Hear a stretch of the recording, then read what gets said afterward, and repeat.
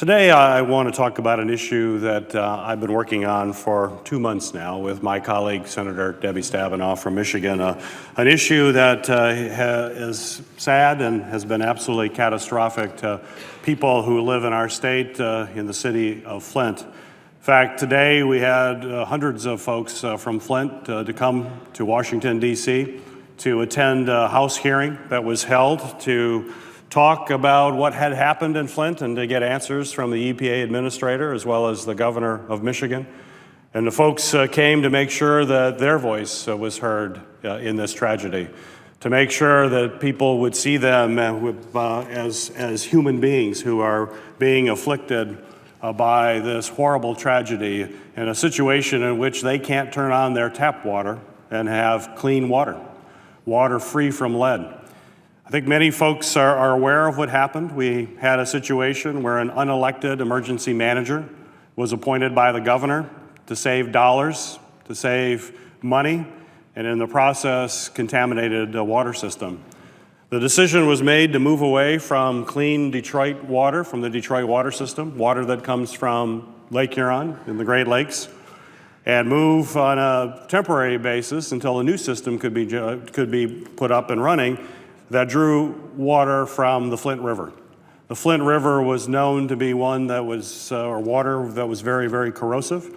In fact, General Motors had an engine plant along the Flint River and used Flint River water in their manufacturing process, but found that the water was so corrosive that it was damaging engine blocks. And so they stopped using this water because of the damage that it was doing to the manufacturing process. But unfortunately, the unelected emergency manager and the state government decided to use that water for the people of Flint as a source of drinking water, and they did not put in the proper corrosion control chemicals that may have mitigated this disaster. As a result of that, this highly corrosive water was going through the pipes, damaging the pipes, and released very large amounts of lead that has led to the contamination of an entire water system. This should have never happened. This is a disaster that was clearly man-made. It was a result of negligence on the part of those folks who were given the trust to run the system properly. And now we are left with an absolute catastrophe in this city. Although every resident is hurt, there's no question that it's primarily the children of Flint that have been impacted as a result of that. And that's what's so insidious about lead poisoning, is that even though it will eventually be flushed out of your body, if you are ingesting this when you're young while your brain is still developing, it can have permanent brain damage. And that damage can be mitigated, but it's going to require the use of wraparound education services. It's going to make sure that those children have proper nutrition and to make sure that they have health coverage. But certainly this is every resident of Flint, not just the children, but also the elderly and everybody who is a resident of that city. And what has been so frustrating about this effort is that certainly we know that this is the state's responsibility. The state broke it. They need to fix it. The state needs to put substantial resources in place.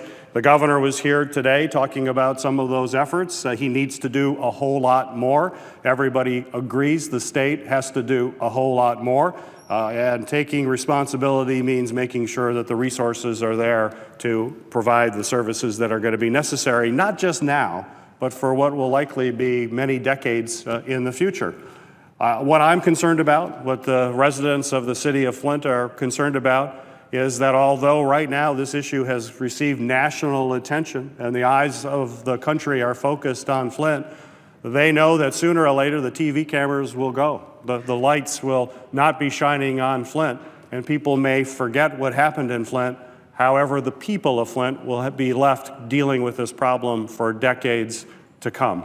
We can't let that happen. These people cannot be forgotten. Certainly Senator Stabenow and I have been working aggressively to hopefully force the governor to create a future fund that'll provide resources for years to come for the people that have been impacted by this horrible crisis.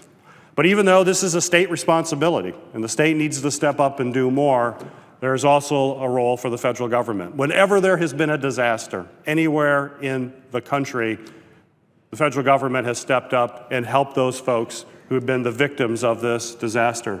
Some argue that this is a man-made disaster. The federal government shouldn't be involved in it. We only deal with natural disasters. But I would just say, ask the people of Flint, does it really matter who actually caused this problem? Can't we be there to help folks? They don't care. They don't really care where it came from. They just know that their children have been poisoned. They have ingested lead. They know that they can't use the water even now, although they have filters. One of them can't use the water. They're living on bottled water.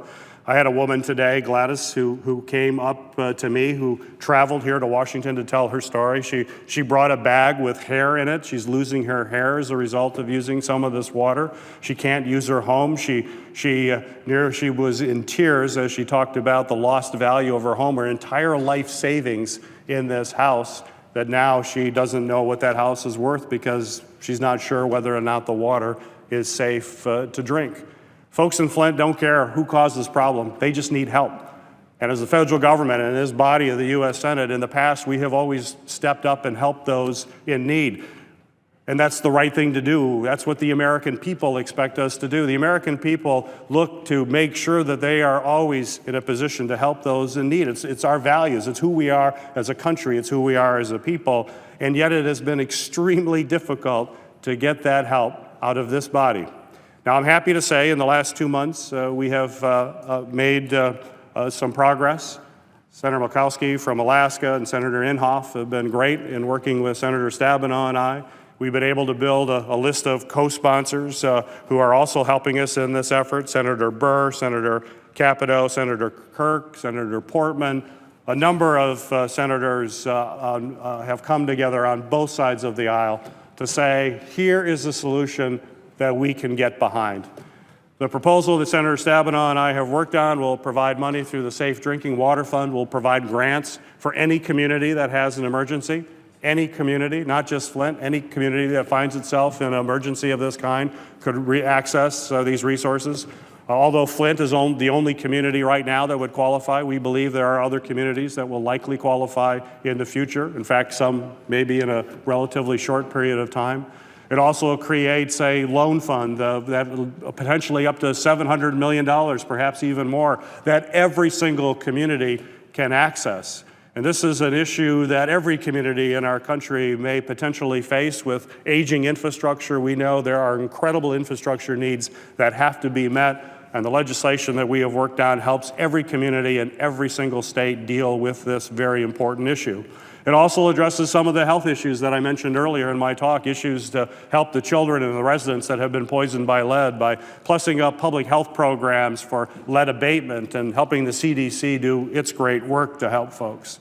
It is a common sense proposal that addresses some of the most pressing needs in the city of Flint, while also addressing some of the pressing needs that we face as a country to make sure that we're investing in water infrastructure so that a citizen, no matter where they live, no matter who they are, can turn on a tap of their tap and have clean drinking water come out of it.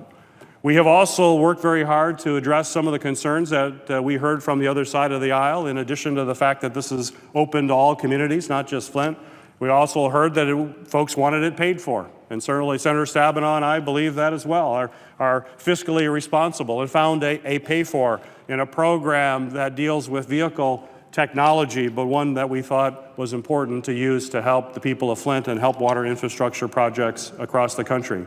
And the important thing about this, in addition to dealing with the problem, in addition that it's being completely paid for, it also reduces the deficit. It'll actually generate more money than is necessary to pay for this bill and will reduce the deficit.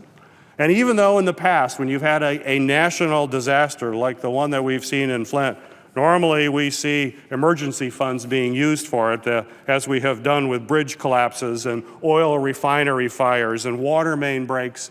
Even though that's probably the best source to fund this, and if you treat the people of Flint like we treat other folks all around the country, we would have used emergency funds. We went the extra distance to take a fund to make sure that it would completely pay for this program while reducing the deficit.